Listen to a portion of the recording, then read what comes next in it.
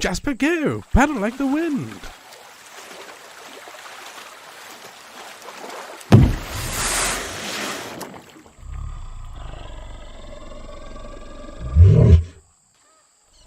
Jasper, my good man.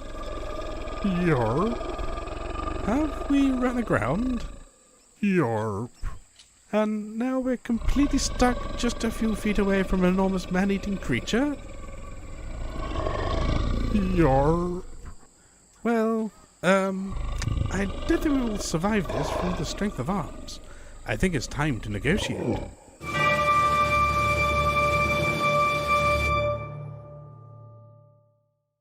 Hello and welcome to another episode of the LARP Noobs podcast. Today is another special, but even more special because we are in quarantine. So we are doing this episode over Discord. Hopefully the audio will be fine for everyone. We're going to try and do our best. But here to bring you an episode, I'm joined by two wonderful people. If you would like to introduce yourselves.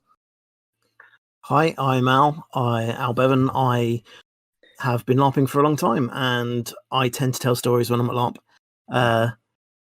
I work for both LT and PD as their, customer-facing side, really. I play a lot of games, help run games, crew for games, and have done since I was about 12 years old. So yeah, Al, we'll get to why you're already quite notable on this podcast, but Jade, if you'd like to introduce yourself. Hi, I'm Jade Parsonage, and I'm a British-based storyteller and folk singer. I've been LARPing since I was 5 years old because my parents were the first generation of LARPers in the UK, and I storytell in pretty much every system that I'm in. At the moment, I'm a Imperial High Bard at PD for the Empire game, and I've just stood down from the games team at Curious Pastimes. But yeah, that's me. Well, it's quite a CV there, folks. And if you hadn't already guessed, we are going to be talking about storytelling, specifically about LARP storytelling, but I'm sure we will venture into other avenues as we go. To what I was saying earlier, so Al is the wonderful storyteller that is in Navarre. And me and Ian absolutely love hearing Al's stories. We were quite mesmerised by a couple of them. So straight off the bat, Al, thank you very much for some of the great stories that we managed to enjoy, you know? Oh, they're all stolen.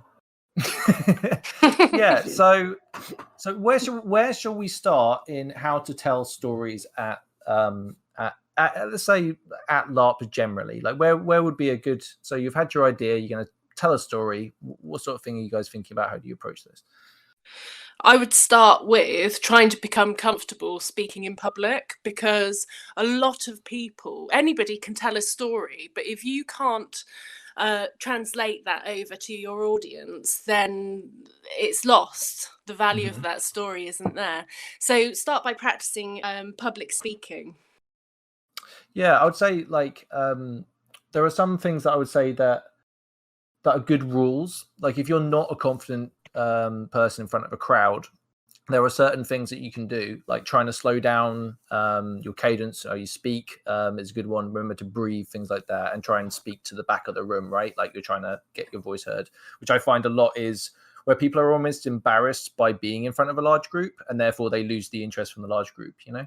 So, yeah absolutely. The thing that I see most when people perform, both at LARP and out and about, is what most people do is they stand up and the first thing they do is apologize for what they're doing. Yes. Stand up, they say, I'm sorry, or this is new, I haven't done it before, so bear with me, or anything like that. And it kind of gets to me because I want someone to stand up and go, hey, I'm in control here. I'm going to take you on this journey, this story, whatever it is. All you need to do is listen and come with me.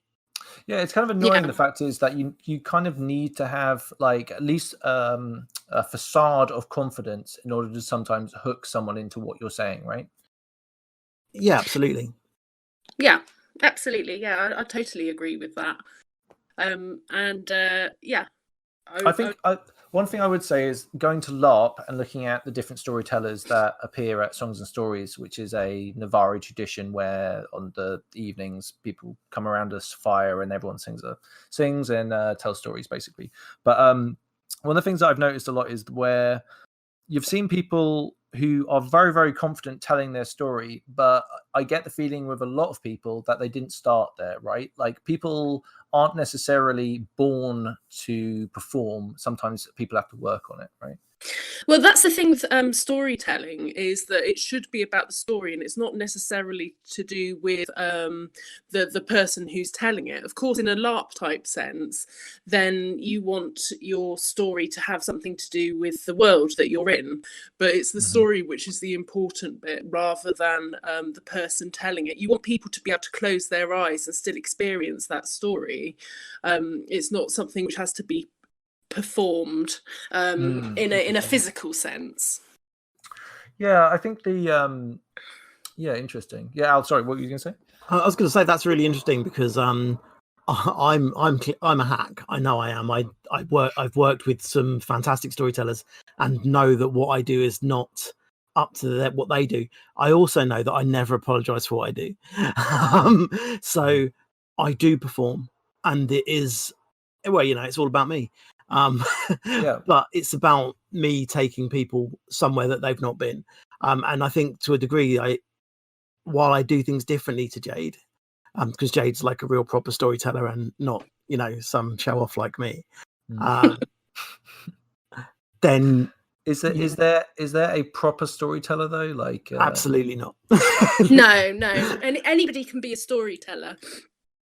Anybody can be a storyteller. Everybody's got a story in them.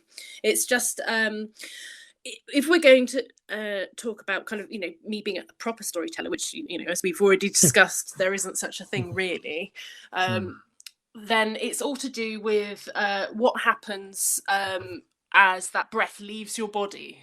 So it becomes something magical. It becomes something more, because when you start telling that story, and of course you're kind of hooked into that breath, into that story. I think there's something to especially I find like verbal storytelling, like in our day-to-day lives we do it, but there's something very special about sitting down and listening to a storyteller, which I don't think I've really done much as ever with outside of LARP. You know what I mean? It's a really nice environment that can actually allow you to show off those skills to a welcoming audience. Yeah, it's something which is becoming more and more popular. There's been a revival in it, and I've noticed that both in a LARP sense, particularly in the festival LARPs, as well as in the real world. So it's become a lot more mainstream. Oh, very much. I'm part of that wave, by the way, Jade. I'm part of the huge influx of players in the last couple of years, for sure. Fantastic. Yeah, but it's all about great. just giving it a go. And you can start off really small. You can start off just telling that story to one other person. And I would say that it's important that you tell it to another person rather than just try and tell it into a mirror or something like that, because storytelling is about working on that feedback that you're getting from your audience and being able to read your audience and respond to it. And that's why storytelling is different from just reading a story from a book, because as a storyteller you can change your story to react directly to your audience, whereas if you're just reading from a book you can't. I definitely recommend telling a story to start off with one person if you're not too confident, and then just build from there. I think that sounds very good. Yeah, it's quite interesting you said that, because I recently told a story for the first time at Empire Day. So there's a storytelling competition there, and I entered. I won because no one else entered, but I still won. So it counts. Totally counts. Exactly, counts, right? Counts. I got a prize and everything. Yeah. But it was like even I had to tell the story twice. Once when I got there just to kind of try and get the story out, and I was kind of nervous about it, just to try and get some votes for it. And then because there was no one else entered, they made me tell it in front of everyone, right? There were definitely two versions of that story told. There wasn't just one version of that story that I told that night. There were minor differences in trying to like get a feel for the crowd and different jokes, right? Like or some sort of mood on them. And it was interesting to see having done it because I didn't really do it in front of anyone before, people's reactions when I didn't expect them. Like, I remember there was like an audible gasp when I described something terrible, and I didn't even in my own mind when I was thinking about it think that there would be a reaction to it. But the feedback from an audience is pretty cool, you know.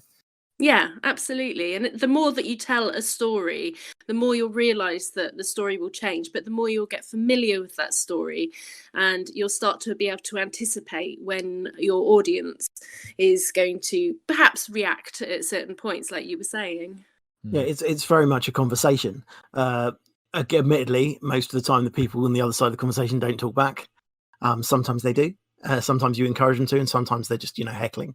Yeah. But it is about that interplay. So telling a story to an audience who you can see and feel and get like Jade said, get that feedback from is really important. One thing that I do find quite interesting is the idea that at LARP, people might feel embarrassed or nervous about standing up, and I think that comes from the sort of innate desire in us as people to not look stupid. Yeah. Right. And I think anytime I think, oh god, that's going to make me look stupid, and I'm in a LARP field, I try and remind myself that we're all dressed up in funny outfits hitting each other with rubber sticks. Yeah, definitely. My biggest worry when I was doing mine was being boring, like because of the nature of a story, it's not something that is quick or easily done, right? It can be, right? But like my story is 5 minutes long. I don't want people to be bored for any amount of that time, right?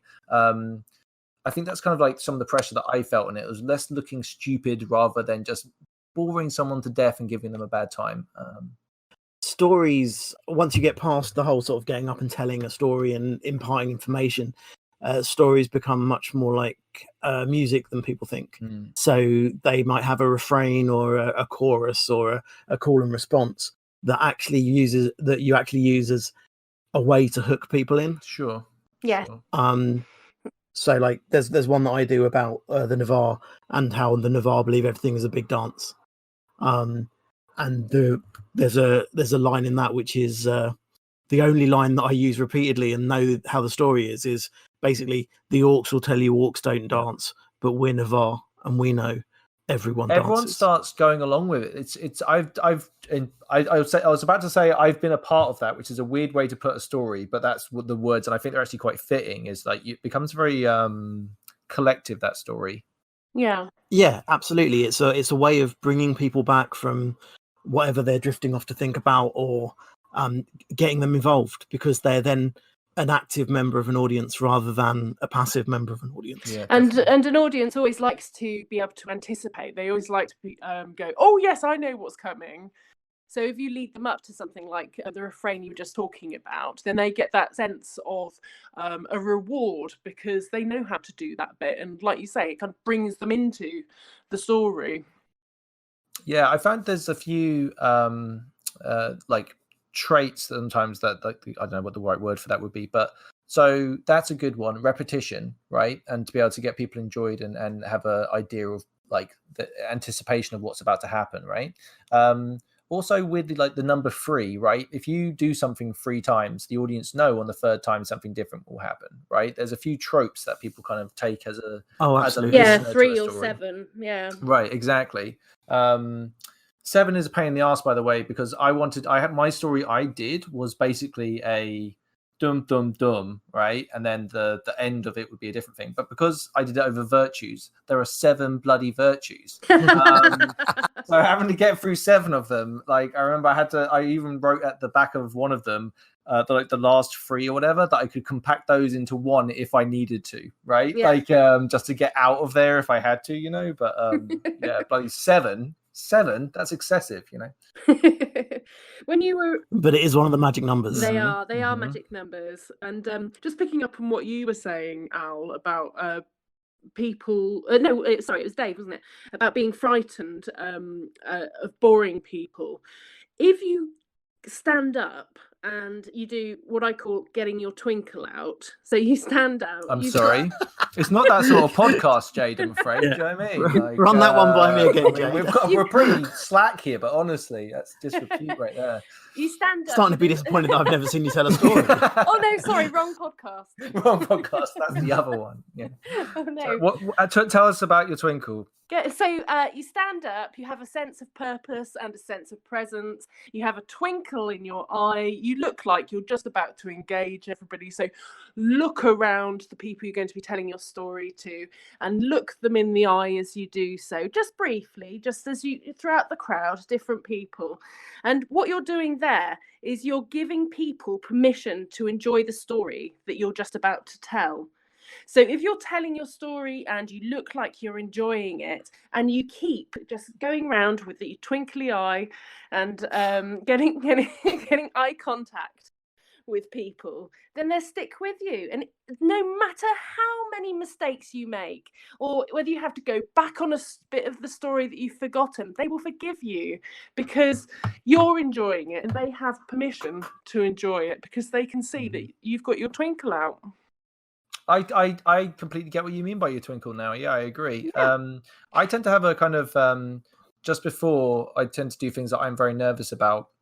I feel like, think of me more like grabbing myself by the back of my own shirt and throwing myself out of an aeroplane is the kind of like how I tend to approach things I'm scared of. But once you actually get out there, like, it's funny how one person engaging in your story can be enough to, yes, I can get this whole crowd. Do you know what I mean? Like, I remember making eye contact with someone that was actually engaged and being almost like, holy crap, let's do this, right? And then you start to engage with everyone else, eye contact.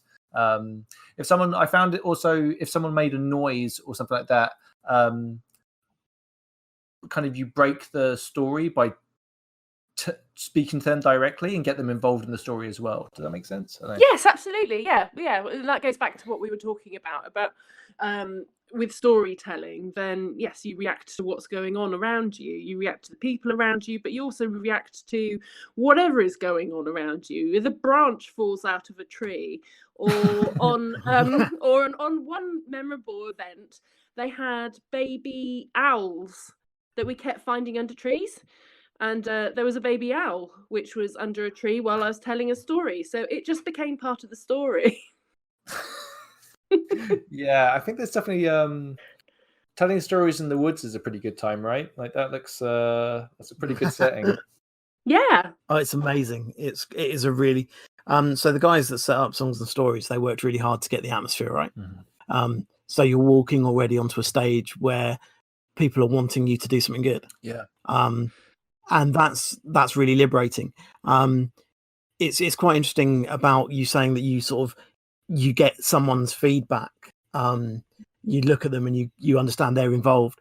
See, a lot of people that I know that work as storytellers, and me especially, because I'm quite arrogant, I there's a thing about assumption. I assume people are going to come with me. Would you say that? Would you say kind of removes the choice? Would you say that? Do you know what I mean? Experience though, right? I'm talking about like if you're new to storytelling, right? As in fact, we were talking about this earlier, Al, about the idea of being new to LARP, right? And it's hard to get that into your mind when it was new to being new to the hobby. I think it's also like being new to storytelling, right? Like, do you reckon a lot of the stuff that you're talking about now is something that you've learned over the time, or do you reckon that you kind of like it was something you felt comfortable with from the off? So that's an interesting one because of the background that you bring in to whatever you're doing shapes a lot. And my background is theatre. I worked as an actor. I taught drama. My background is theatre. I don't have an issue standing up and doing these things. So thinking back to it, I think there was a point where I was really nervous about going on stage, really nervous about standing up and talking. But then you get to that whole you fake it until you make it. You go on knowing you're the best person, telling yourself you're the best person, telling yourself that everyone there is going to listen. And that assumption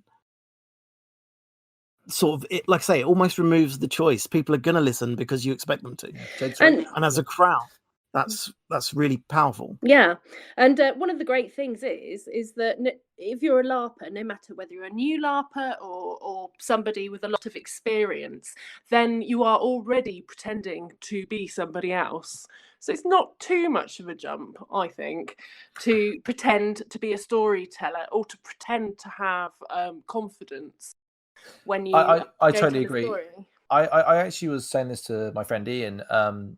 You can use your LARP character as a mask. You do that a lot. I think a lot of people do that a lot in other aspects of LARP, right? So say if you're running to be a senator, for example, or even if you're just not very good at talking to anybody and you find it very hard to approach someone and talk about it, LARP can help with that. So maybe like storytelling within LARP, like I've seen people clearly be their characters telling the story, right? Like that isn't who they are, but they're definitely channeling their character and RPing a storyteller, which is an interesting thing to watch, right? Yeah, well, and a whole LARP event is basically just a huge interactive storytelling experience. Mm-hmm. So everybody who's on that field or in a castle or wherever they are, they're all storytellers already. Yeah, I think that's. I was actually. I did a stupid video the other day, and I spoke to random people on the internet, basically. And one of the things that I found was trying to describe it to people that had no idea what it was talking about it almost like interactive theatre is actually a really good way to get a lot of people to kind of understand a lot more of the hobby than what it first appears to be, you know. Yes, yeah.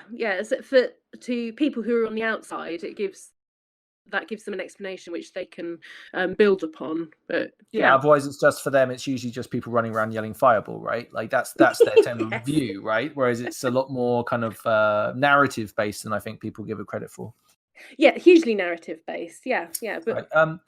Let's talk about creating a story, right? Like, let's say you feel like you would like to tell a story at Empire. How would you go around like trying to find a subject matter or a story that you could tell? I think there's a few different ways that you can approach that. One, and I think that's the way that I would thoroughly encourage, is for you to try and find it on the field. So just go around and talk to as many people as you can find or who will talk to you, and you'll find more often than not that stories will find you and pick up one which interests you and decide that you're going to tell that story. And then there's a process called this is might sound a bit dull. There's a process called the bare bones. So you take that story, and it's probably either something out of the kind of the history or the background of Empire, or maybe it's something a bit bawdy and fun. But you take what a bawdy story at Empire? Are you crazy? Well, the marches.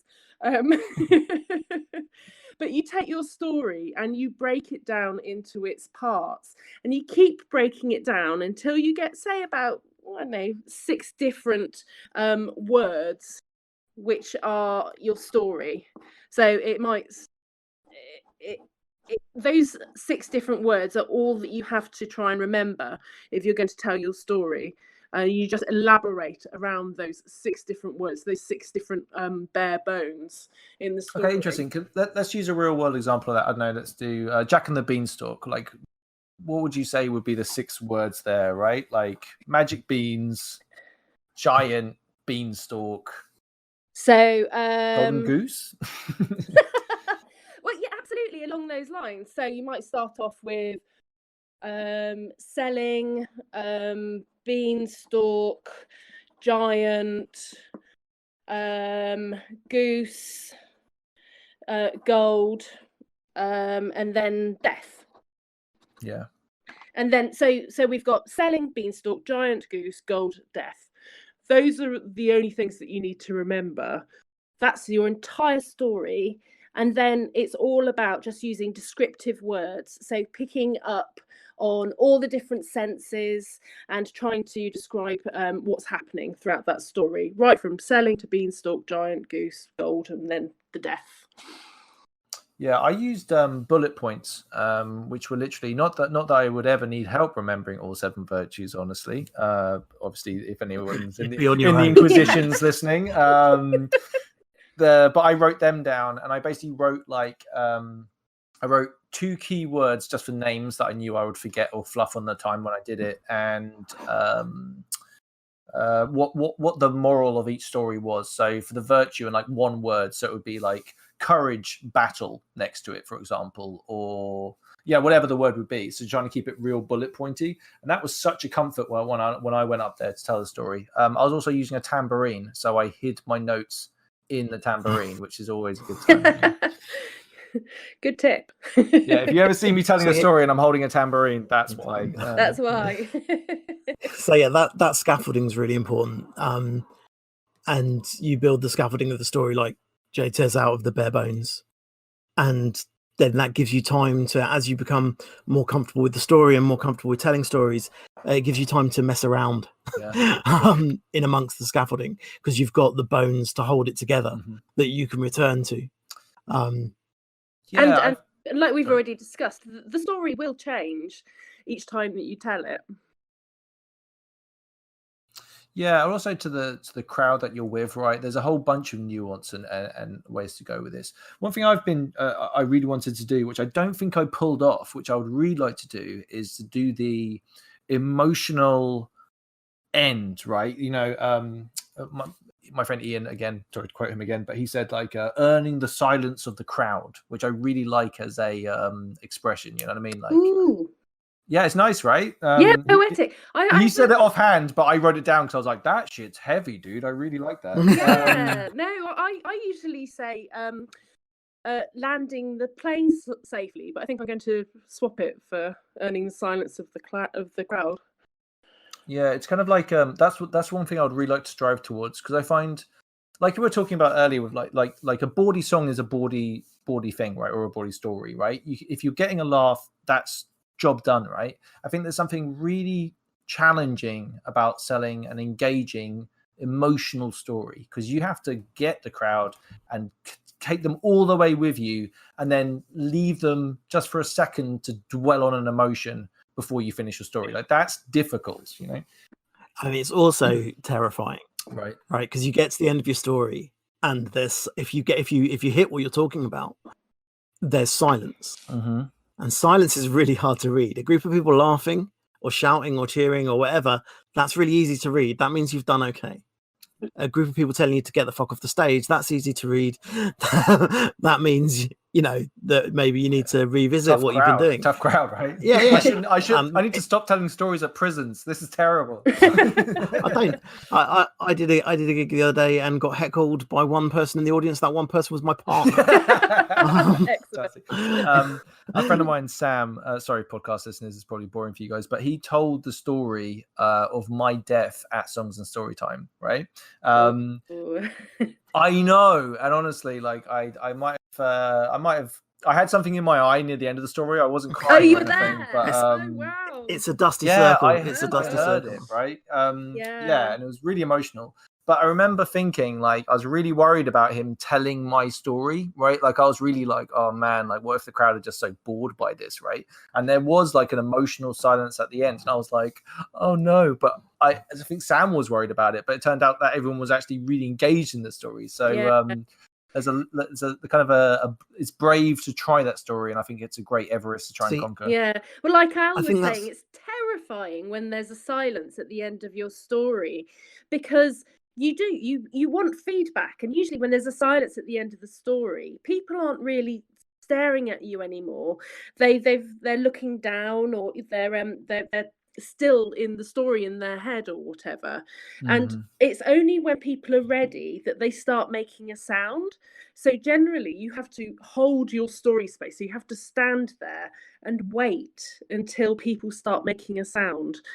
So and usually it comes in drips and drabs as well, where people going, oh, thank you, or one person might start clapping or whatever. But yeah, it's very hard to stand there and allow that quiet, that silence to happen. It's interesting. See, sorry, Al. I'm awful. I'm awful for it, because I know that quite a few of the stories I tell end with that sort of emotional resonant point, and then I give it a few seconds, and then I've got a punchline that completely undermines it. It's great you just said that, because actually that was going to be my plan, right? The story that I told has this I can't help but feel as it peters off at the end, right? Like, so my plan is to do a gag at the end. Like, that's literally funny you say that, Al, because that's literally what my next plan is, to try and capitalize on the emotional moment, but then bring it in for a zinger. And it's like, is that undermining any emotion I've managed to get in the rest of it? You know. I don't know. I think it's an interesting one. It depends on the gag, because quite often you can set up that emotion, and people are with you and they're feeling it, and they're going and they're experiencing what you're saying, Mm-hmm.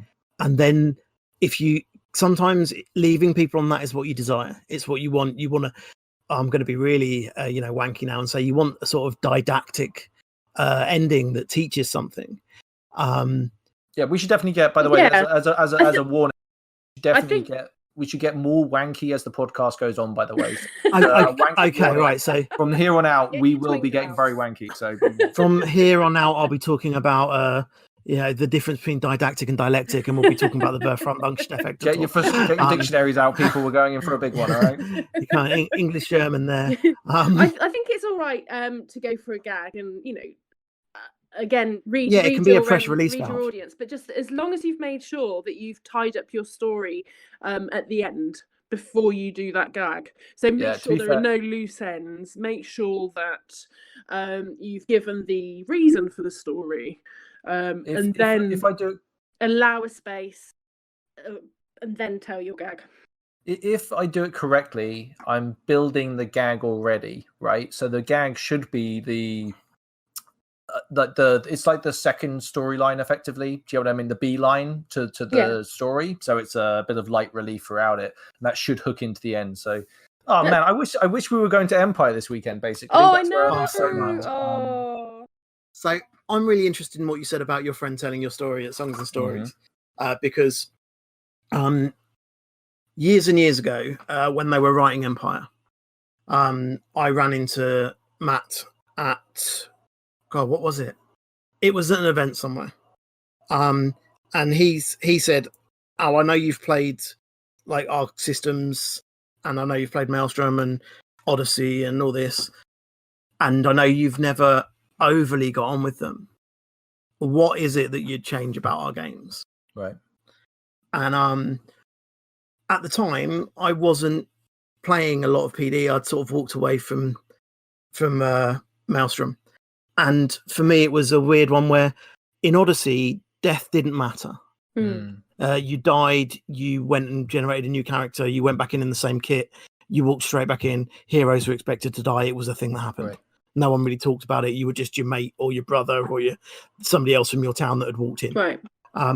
In Maelstrom, death, because of the way the downtime system worked, death became such a big thing that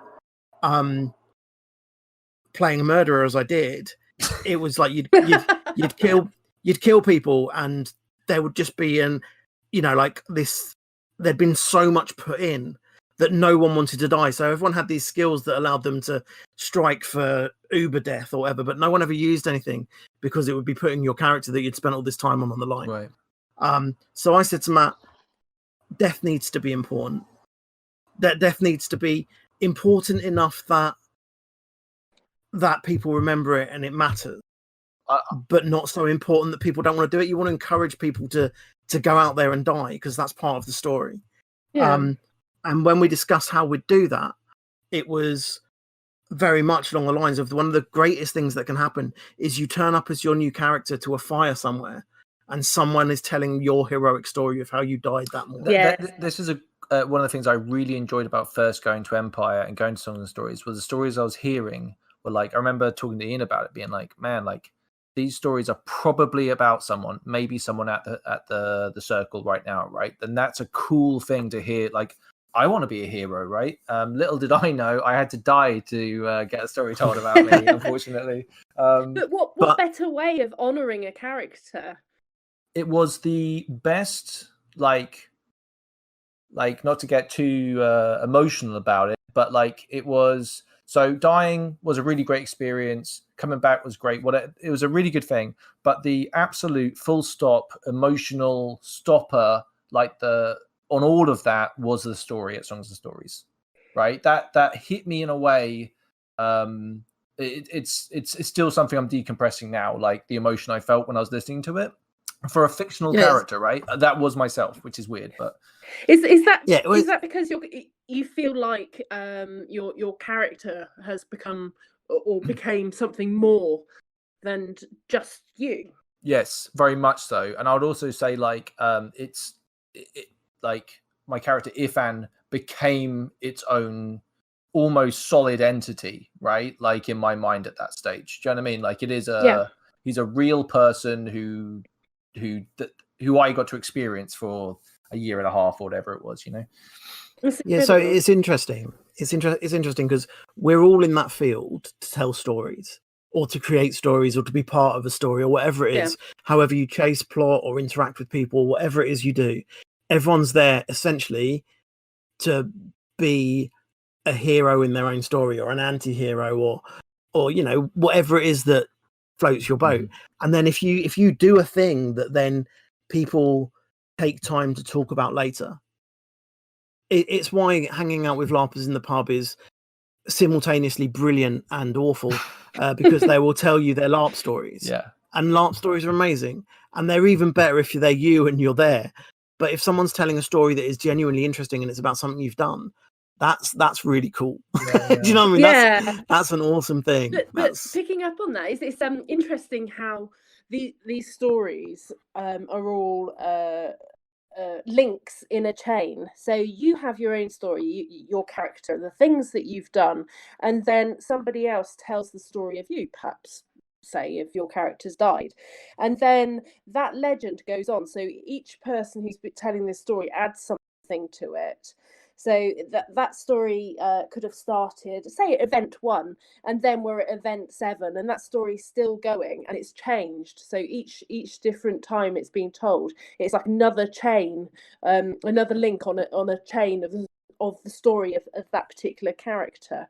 Absolutely, and I think there's something to be said about being a like an unreliable narrator when you're doing any story, right? Like if you're telling the story of somebody, like definitely embellishing or exaggerating certain aspects and omitting other bits. So it depends on what you want to do with the story, right? You don't need to that's your job. Truth get in the way of a good story. Exactly, right? Like you gotta, heroic as all hell if you want to do that, or not, right? It depends on the story you want to tell, right? Yeah, but Yeah, it's absolutely. interesting that these stories are both in the LARP field and in the LARP setting, and then so they're following one kind of branch or thread or chain in that setting, but then also off the field, like you were saying, say when people have LARP pub meets, then those stories are still actually carrying on in the real world, you know, out of that LARP field. They're still carrying on in their own way. I also think there's something to be said about when you're at Empire and you are doing something like something you could do could possibly end up being a great story. It's just a question of how you approach certain things, right? Like like my buddy shot a herald from a not very far distance while hiding bravely behind all the people actually fighting. So we called him the hero of Brokeliand incessantly, and we still do it now. Like he is the hero of Brokeliand because he was so chuffed with himself for shooting a herald. But we've created a whole thing about him now. Like, you know, in fact, I need to tell the story of the hero of Brokeliand just to really give archers a lot of shit. That's going to be the entire intention of me telling the story. But that's where troubadours come in as so strong in Empire, because they can absolutely make a person. They really can. They can big them up. They can give them characteristics that perhaps they don't even have, but they can make a person, make a character quite prominent within the system. What do you think just about through storytelling? What do you think about storytelling as a political tool at Empire? I so have it's to super be powerful and underused. Yeah, I have to be quite careful because, as the position of an Imperial High Bard, then I have to try and remain neutral, which is quite. You said try. Then you didn't say. I don't stay neutral. I try and stay neutral. Yeah. Each person has their own flaws. So I have to try. I have to attempt to at least be seen to be neutral. Whether I am or not, or whether any of the other Imperial High Bards are, is another conversation. But yeah, absolutely, you can. I reckon you can sway elections. You can get people on side of whoever's going to be the next empress. You can have real power if you really go for it. See, it is really interesting as well because as my character Empire, I tell stories to reinforce the nation brief. So the stories that I tell tend to be about what it means to be Navarre, how being this sort of Navarre is the best way to be. And do you source that from like the lore of Empire, or do you take some creative liberties? The lore of Empire in terms of what each nation is quite well established. So yeah, it's mainly off the wiki, and then I find stories that, you know, either ancient stories that I can change, or I find a story that I can tell my way that reinforces my point, or I write a story that reinforces my point that I'm trying to make. Yeah, the stories. So the stories from the different nations I find quite interesting. So I definitely feel there are Navarre stories and Dornish stories, and that, you know what I mean. Like each of the different nations are probably going to have their own. Let me put it this way: the Brass Coast definitely has their storytelling. You know, it's they definitely do. Each different nation obviously has a very different brief. That's one of my roles at Empire, is trying to encourage each nation in artistic and creative sense, and musically and storytelling, to explore their nation brief in that area. So it's really wonderful, and absolute one of the joys of me going to Empire is hearing people tell stories in their particular nation's way. My character is Dornish, so I'm so sorry. We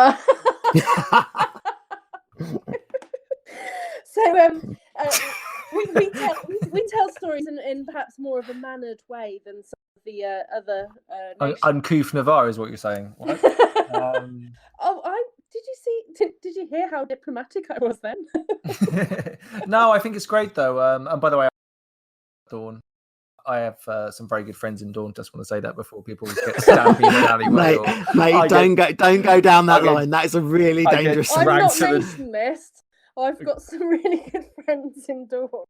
Yeah, just let you know. Yeah, exactly. Oh my god, let's not even go into that. What have I become? What have I become? Not being rude, but yeah, I think you actually put me onto quite an interesting book back when before the quarantine started. A book by Joseph Campbell.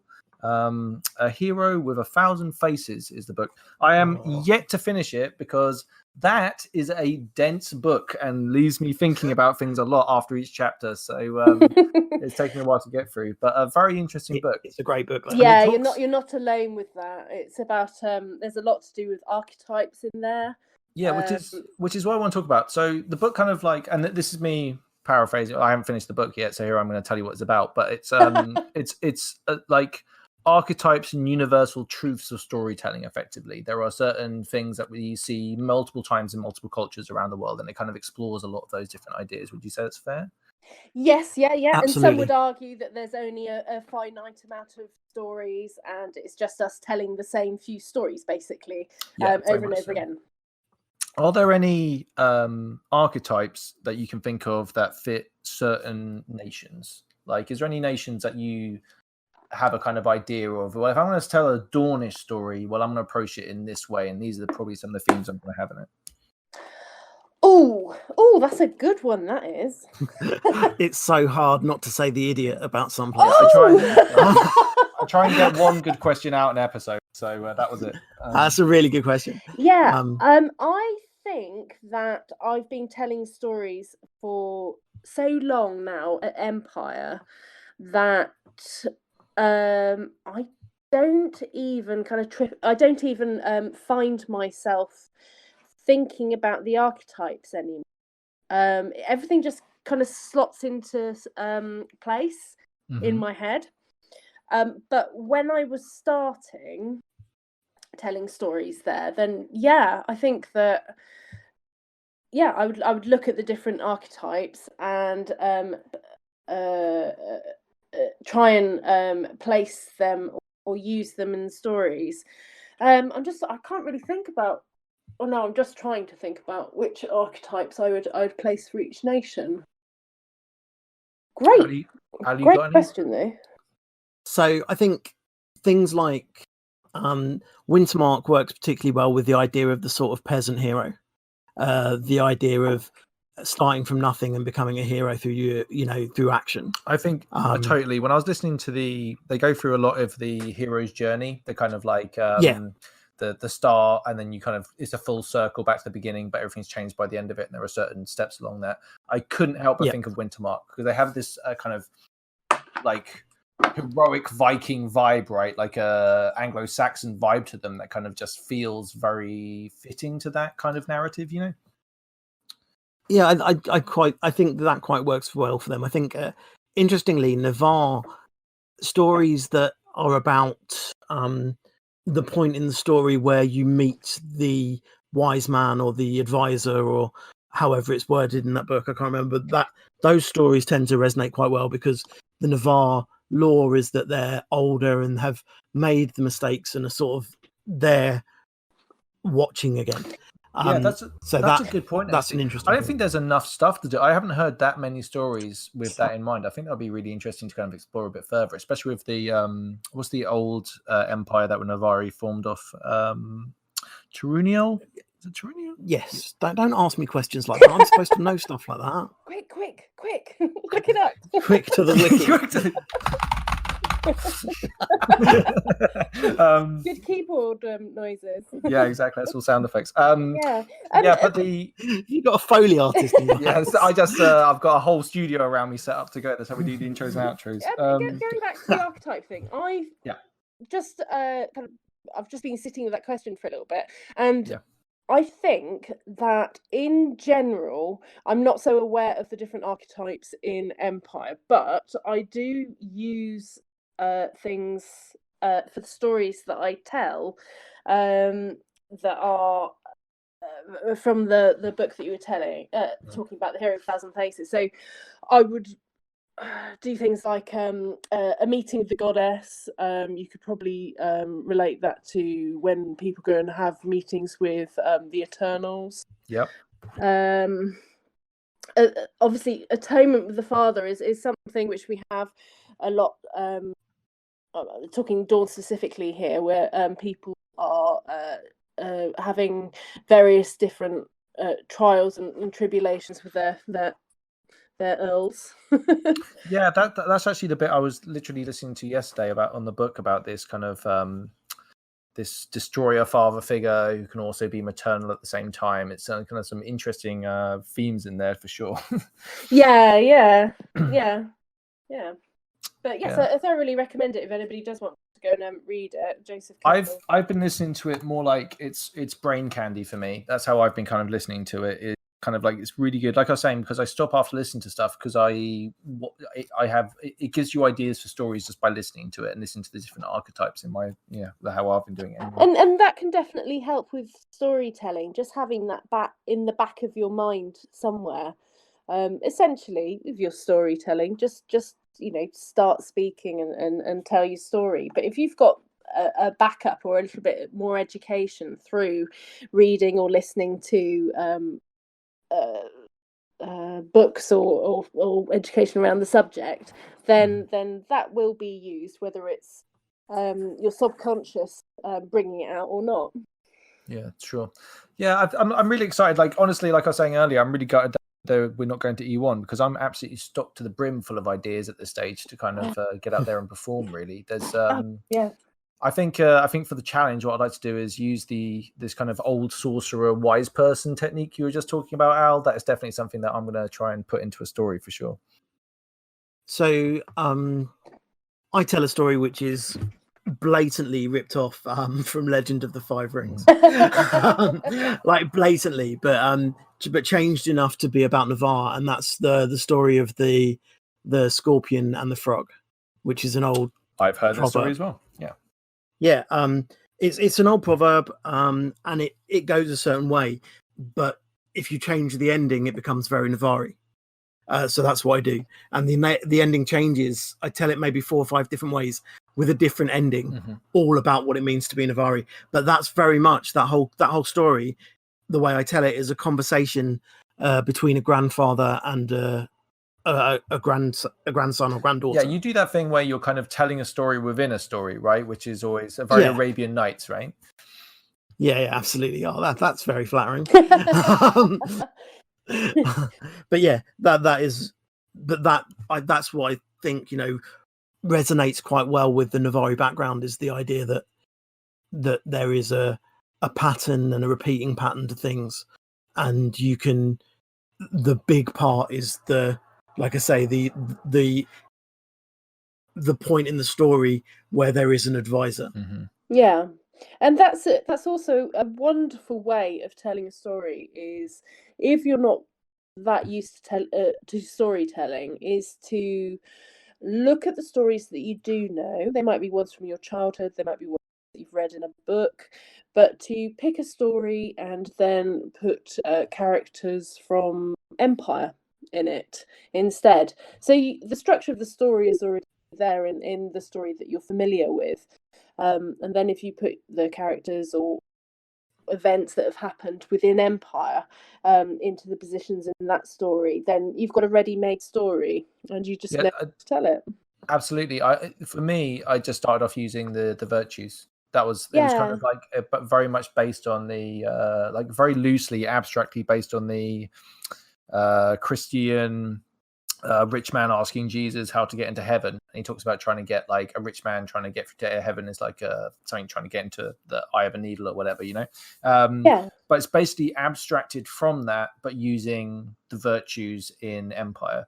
So all I did was basically cross them over and try and think about little moral stories to prove each one, which was a great thing for me to actually learn the virtues a lot more and in depth, right? Because I didn't want to go out there and be like, well, I've completely misinterpreted this virtue and I'm about to get heckled, and I'm only 2 virtues in, So so it was nice, kind of as almost like a learning tool to actually learn more about Empire. And as we were saying, some people say there are only so many stories, and so I suppose if this was a song, then it'd just be filking, and just go for it. Yeah. Definitely. I mean, I would like to encourage people to completely make up their own stories, but as a start, then that's how you become familiar with the structure of stories. Yeah, let me tell you a really great story about a very small Navar who found a ring. Oh, that's a long story. Yeah, settle in, everyone. I haven't got time for that. I think as well. I think watching other people is really important. I've been really lucky in that one of my best friends growing up is a woman called Janina Vergas, and she is a phenomenal storyteller. Always has been, and now makes quite a good living doing it. But we've always talked about the way we tell stories, because her way is completely different to mine. But some of the stories that I tell are hers, that she's given me permission to tell. Right. And what do you? How do you feel performing those stories in front of her? In front of her, that is probably the scariest thing I've ever done storytelling. Right, I imagine so. But she's a great audience, so yeah, you just hope you did them justice. Again, I've talked to her about using her story and using her initial structure, but then I very much make it mine. I think it's impossible to tell a story and not make it your own, to be honest. Like, what was that? Reservoir Dogs, when Mr. Orange is trying to come up with his backstory about being undercover or whatever, right? Like, the idea is that you tell the story and tell the story and tell your story until you make it your own, then you exist within the story. So someone throws you a curveball, like, was the waitress cute? You can be like, yeah, she was okay, but and you know what I mean? Like, you're Yeah, but that's where some people fall down, because they think they have to tell the story like the person they've learnt the story off, and you absolutely don't. You should always tell the story in your own style and in your own way. And sometimes it takes a little while to find your own style, but you will always find it, and people will always accept your own style. and you telling it in your own style. Much better than you trying to mimic somebody else. Right. Interesting. Yeah. I think, yeah, and having freedom with it as well. I mean, it's why telling your own stories is always better. They resonate more, I think.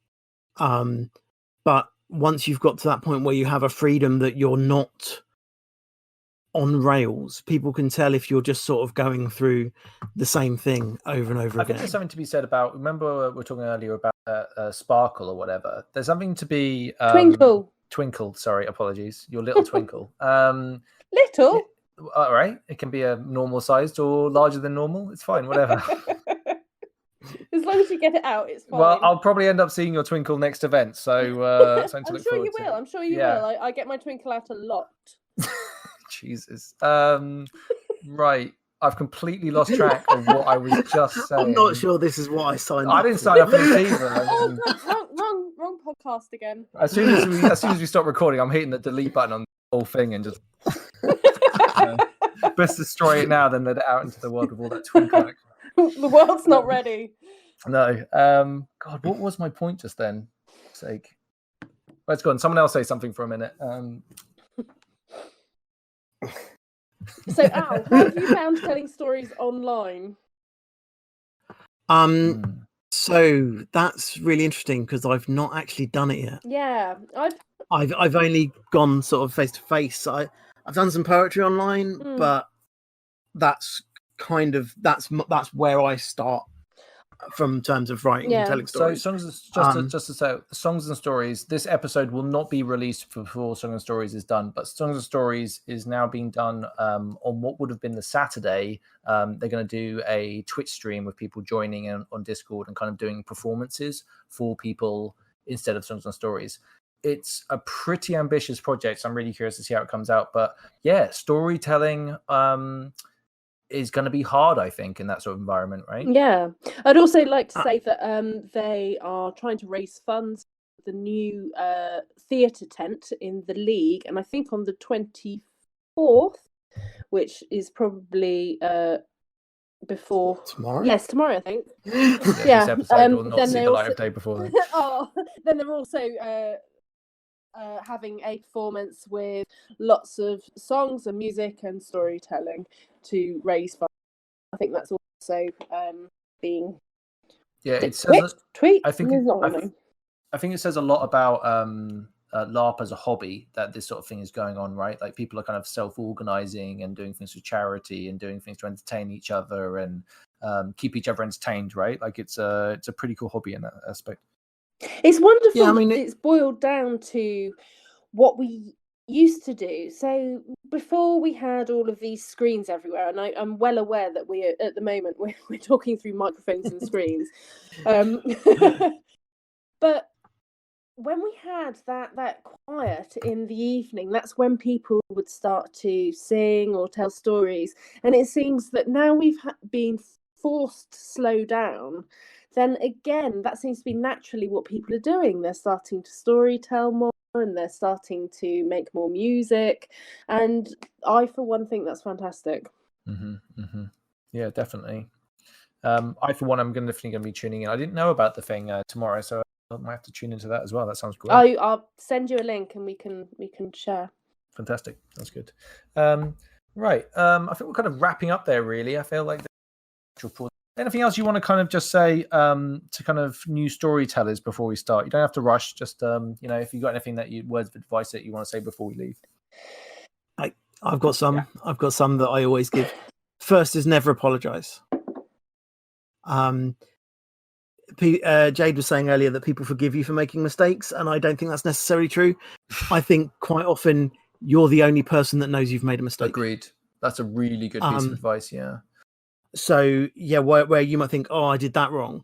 No one else will have seen that. You only know that because you know what you want to be doing. Also, a lot of the time when that's happening, right, you might be the only person that knows that story because it's your story. So if you absolutely give yourself a break, right? Don't beat yourself up about not maybe hitting a note on a certain bit.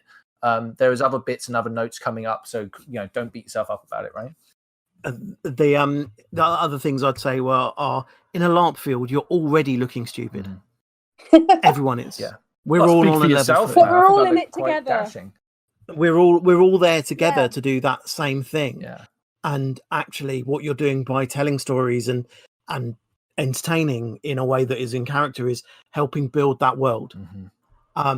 So yeah, you can't let that get to you. That is another excellent point, Al, that you are, by telling your story, you might well be making someone else's weekend that much better, right? The storytellers that I know, that I've gone to and said to them, hey, that story, Al's one of them, right? Like other people, I won't go through all of them, that just in case I miss one off, right? But many people have made my weekend, or at least rallied my spirits over what might have been a bad weekend through a story or a performance, right? Like that is definitely something that can happen. So believe in yourself in that sort of aspect, because you might be doing something great for someone else, you know? Absolutely. Yeah. And technically, what I'd say is stories have rhythms, repeats, choruses, almost like a song. And those rhythms and repeats and structures are, if you pair them with the bare bones that Jade was talking about earlier, you get something really interesting.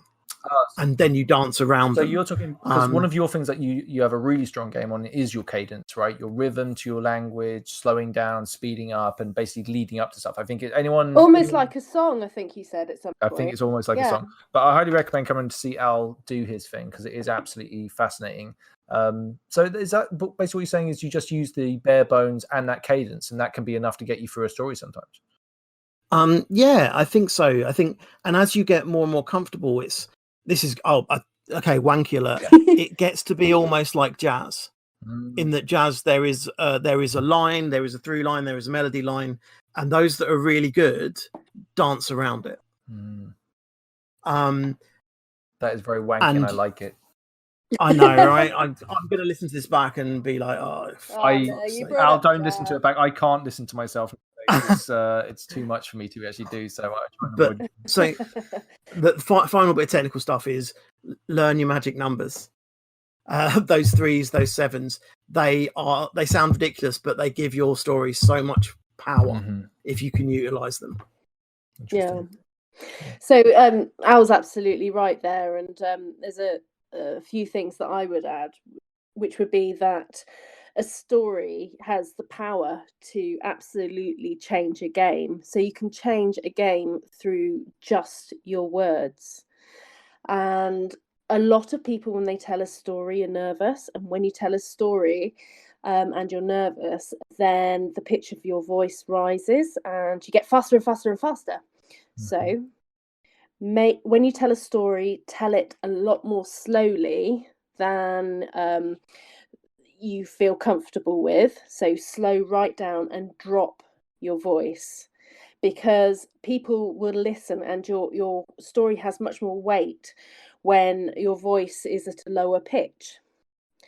And also, don't be afraid to keep the spaces between the words in your story. So it's okay to have silences in a story. It's okay to pause. It's okay to just stand there and allow people to catch up with the story and to process what's happened already. Always make sure that you tie up your story. I think we talked about that earlier, because you don't want to have that awkward, uncomfortable feeling at the end of the story where you think, oh, you've got all those questions. So make sure that when you tell a story, you know exactly how you're going to end it. But most of all, I'd say that people, the people who listen to stories at LARP, they are most welcoming, and just tell stories, because everybody loves to listen to them. So just go out and give it a go. Yeah, 100%. I think the audience at LARP is something. It's a great opportunity for those that even have a mild interest in storytelling, but the LARP inspires you to go storytelling, right? Because you can use it like infotainment as well, which is always good. It gets you involved in the game. You can become the storyteller, you know? So yeah, really interesting stuff. Great advice as well, everyone. It's really good. I think interestingly as well, before we go, if you are at particularly an Empire event, but at a a live role-playing event and someone is telling a story, it's often quite interesting to listen, because I know that both myself and Jade have been approached by the plot writers to say, we need to get this information out. Can you tell a story based on this? Yeah. So quite often we're telling stories that seem fairly innocuous. Oh, it's like you're like the corporate media working for the man. We are, unfortunately, Well, we very much work for the man. But it might be that I don't want to encourage the that we might be plot pushers, but generally it's worth having a listen if we are making the effort to go and tell stories. for no other reason than we like to tell stories. Absolutely. Occasion, I mean, a plot line that I think has just finished, but I'm not going to give too much away about, was about something happening in Suak when I was the Suak egregore. So people came and asked me about it, and I had a story that I'd written about playing a game and tricking Eternals. It's a dangerous game. Yeah, and I had two different ones. And there were a few versions of that. There was one that I'd written. There was one that Tony had written. Yeah, there was one that Jade had done one. And if you listen to all of them, you kind of got the actual through line truth as to what was going on. This is one thing I love about Empire. Even just playing on the field, or the stories, or the legends, or because Ian's doing history episodes at the moment, so he's looking at all the different legends and how some of them don't marry up. And I love that, right? Absolutely love that. I think we live in a world now, because of the internet, where like the truth is a few buttons away, or at least like something, right? Something that looks like the truth. Yeah, an opinion, right? But do you remember, like, even in the like late 90s, early 2000s, someone could just bullshit their entire lives and no one would call them out on it, right? Because no one knew anything, right? You had to go down the library to find anything out. If you said that there were Navy bases underwater around the UK ready to launch nuclear missiles on us at the moment's notice, right? Like that, okay. You probably know something, right? And that's kind of what it's like at Empire sometimes, where we've heard stories, and we've definitely received fake news 100% in our time at Empire. We've heard versions of what happened that steer towards political ends, which is like awesome and terrifying. The game. Yeah, exactly. No, story doesn't have to be true. And I would say, though, if you do hear a storyteller that you love listening to, go and speak to them. Go and find out how they got into storytelling. Go and find out where they got their stories from. Because you can just learn, and it only takes a few quite minor skills, really, to become an exceptional storyteller. Yeah, I think people are always... I think that's true generally at LARP. If someone's done something that you enjoy, let them know, because probably they don't even realize that they're doing such a good job themselves. You know? And it could make their event. Totally. In the same way that we're saying a story about, say, your dead character, or let's not bring it up again. No, can make an event. telling a storyteller, or a singer, or whatever, that you really enjoyed their story, really helps, and it only encourages people to go out and tell more stories. Yeah, brilliant, cool. All right, guys, let's leave it there. I feel like we're probably going to do a second episode on this. This is a nice little first dip our toe in, but this is an absolutely fascinating topic, and thank you so much for coming down and joining me and talking about it. Absolute pleasure. Yeah, no problem. Cool. All right. Well, thanks again. We'll be back soon with hopefully something else. We're not sure what, but stay tuned. We'll hopefully have some more content for you, LARP related. Goodbye, everyone. Stay safe, and we hope that you are all well. Bye-bye. Excuse me, creature? To be clear, we mean you no harm. If you don't fucky with us, we don't fucky with you.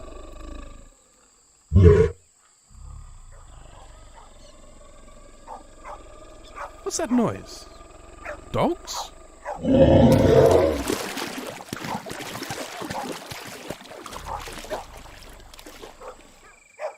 I think it's gone. Blimey, that was a close one. Jasper, have you ever seen that creature in the swamp before? Nope. I've never seen an animal move like that. Nothing that big and nothing that powerful. It could have made short work of the three of us, that's for sure. The real question is, why didn't it? Oh, hello there. Where's your owner?